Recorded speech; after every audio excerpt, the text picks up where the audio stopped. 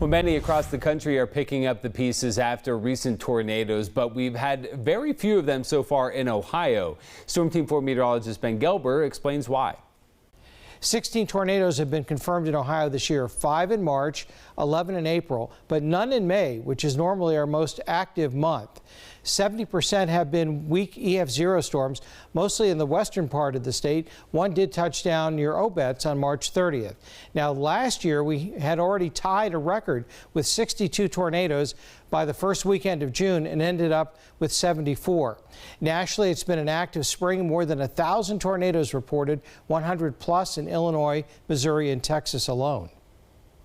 Clusters of powerful thunderstorms spawned at least 20 tornadoes in New Mexico and West Texas, along with large hail and flooding rain that marched across the rolling plains of north central Texas early in the weekend. The storm system produced multiple tornadoes in West Lubbock County, including twin funnels that narrowly missed the city of Lubbock. The region was hit hard by flash flooding that washed out streets and stranded drivers. Tornadoes also touched down in eastern Oklahoma and western Arkansas early Friday, damaging 46 homes in Van Buren.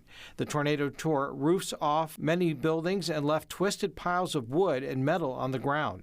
Residents were out surveying the damage this weekend and collecting whatever they could salvage from the debris as crews cleared the streets of downed trees.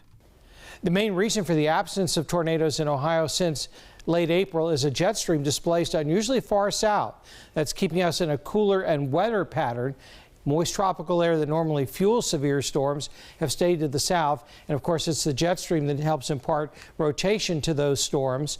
Initially, we get strong winds aloft. Winds change direction with height, and then horizontal rotation turns into the vertical, and that's how tornadoes form.